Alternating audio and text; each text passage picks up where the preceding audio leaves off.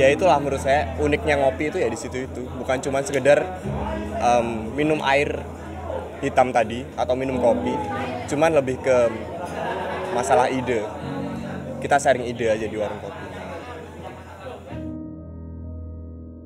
Jadi kalau kita ke luar negeri sekarang, misalnya orang mengenal Jawa itu identik dengan kopi. Nggak ada, pokoknya tergantung cuaca. Kalau cuacanya itu waktu pembungaan itu panas sepol, ya nggak jadi, gosok. Kalau misalnya pembungaan itu hujan tiap hari, ya rontok, nggak jadi. Makanya kita tergantung yang di atas, sudah cuaca itu yang menentukan panen enggaknya kopi.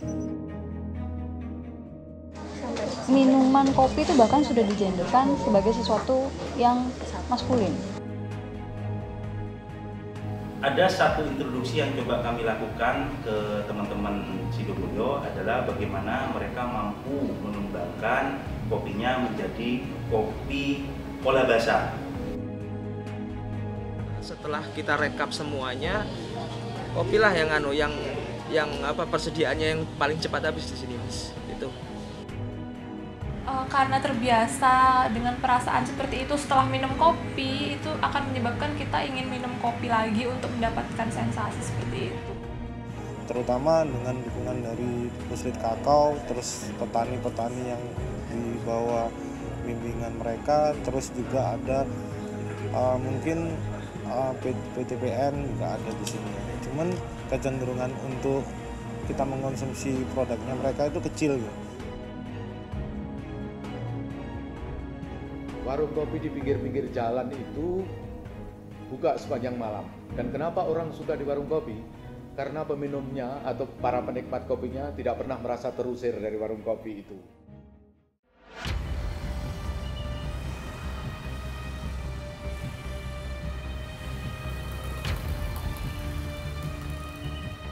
Dari kopi sampai ngopi, pergulatan petani kopi sampai komoditas ekspor tanah air. Proses panjang, dari menanam sampai menjadi gaya hidup. Secangkir kopi yang mengantarkan pada kehangatan diskusi, kritik, serta kreativitas. Karena kita bagian dari tradisi besar Eropa yang mengenal kopi ini, sampai sekarang mungkin salah satu ragam jenis kopi atas nama daerah itu yang paling banyak. Kita mengenal ada kopi Aceh, ada kopi Lampung, ada kopi Wamena yang di Papua sana, ada kopi Kintamani yang di Bali, dan yang paling terkenal contohnya lagi kopi Toraja, ada lagi kopi Jawa, ada lagi kopi misalnya khusus Aceh Sidikalak, dan banyak sekali. Ada pelatihan gitu dari Disbun itu. Terus akhirnya nanam kopi. Dulu kan sempat kopi murah itu didonggeli, ada yang didonggeli. Intinya adalah bagaimana penguatan terhadap lembaga, apapun teknologinya, apapun programnya, selama kelembagaan itu rapuh di level petani, itu kami tidak yakin, pesimis kalau betul-betul masyarakat yang ada di Sidoboyo, salah satunya itu mampu berdaya.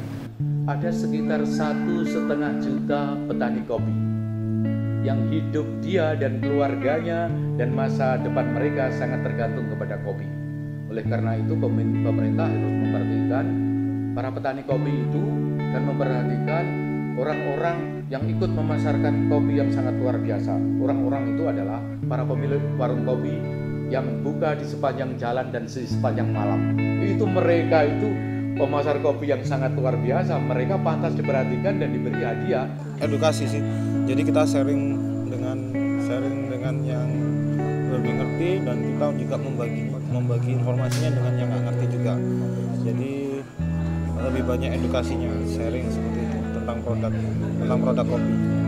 Itu nggak apa-apa, malah justru itu dalam jangka panjangnya efeknya lebih ke arah positif, seperti mencegah kanker kayak tadi diabetes. Kemudian karena itu kan kita jadinya mengkonsumsi kandungan antioksidan terus-menerus seperti itu, asal tidak berlebihan dalam setiap harinya seperti itu. Dan jangan lupa juga harus diimbangi dengan konsumsi air putih. Kopi itu kayak musik, dia punya beberapa unsur, ada lirik, ada irama, dan macam-macam. Sedangkan kopi itu ada kopi, ada air, ada gula juga. Kopi yang bagus atau musik yang bagus yang kayak gimana?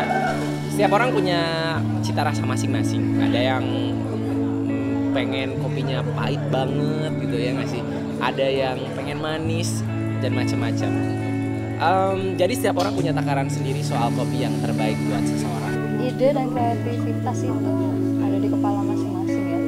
Tapi sekali lagi yang saya setujui bahwa di sini kopi dan kandungan kafeinnya dan segala macam yang ada di situ yang bikin semangat itulah yang bikin kita jadi seger, melek. Kemudian kalau udah seger sama melek itu kan bikin apa ya?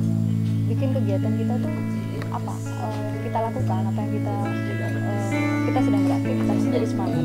Warung kopi di suatu daerah itu menunjukkan identitas dari daerah itu sendiri.